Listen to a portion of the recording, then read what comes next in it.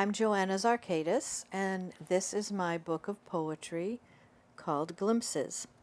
Today I'm going to share one or two poems from each chapter. The chapter called I Am From is autobiographical, and the first poem is called A House of Women.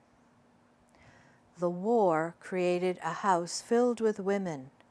My grandmother, my mother, my aunt, their girlfriends, and me, the Duchess, object of all their affections.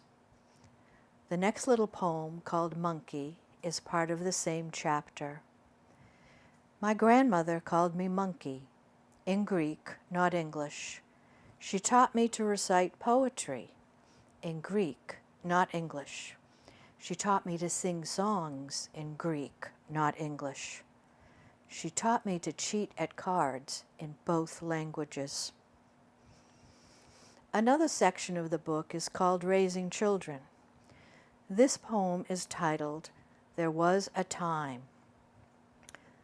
There was a time when I was aware of every breath you took, every step you walked, every word you spoke.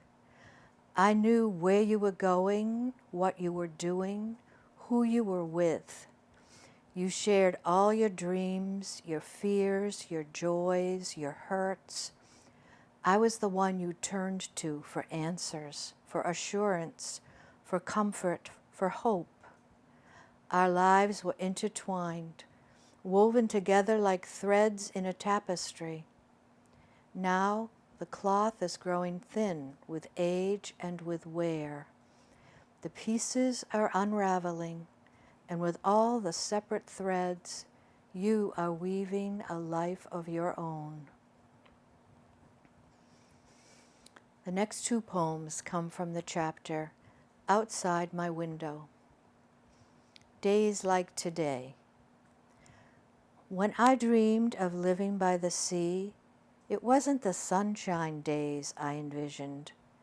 It was days like today, when the fog obscures the lines between earth and sea and sky, when the mist blurs the pictures outside my windows, when the long-stemmed flowers are bent over with the weight of moisture.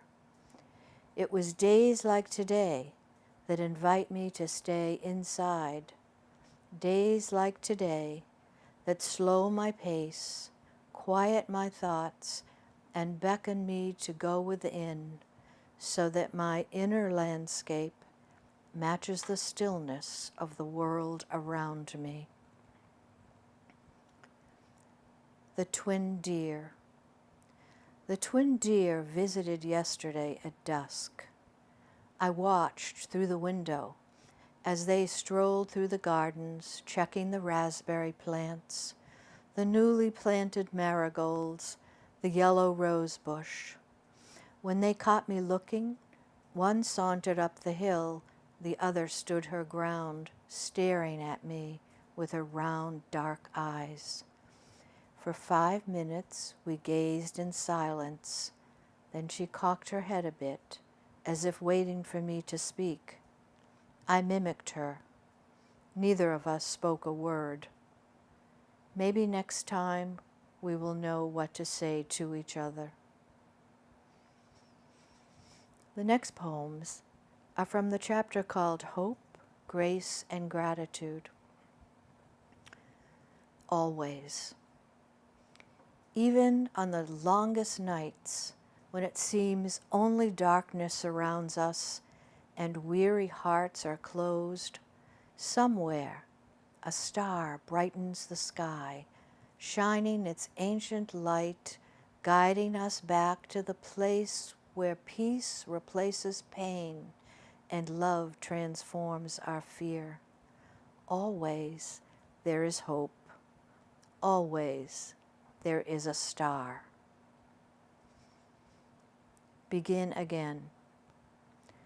When this world becomes a distant memory, and the differences we thought defined us drift away and disappear like clouds in dazzling sunshine, when all our walls gently crumble and vanish before our eyes, when no barriers exist to keep us apart, when we see only the purest essence of who we are, maybe then we can begin again in love. My final poem is called Against All Odds. Against all odds, the crocus blooms through the snow. The sun breaks through the cloud-filled sky. Grace greets us in the midst of despair. We rise again after crumbling to the ground. Joy blossoms in unlikely places. Against all odds, I realize that what I want is what I have. Thank you.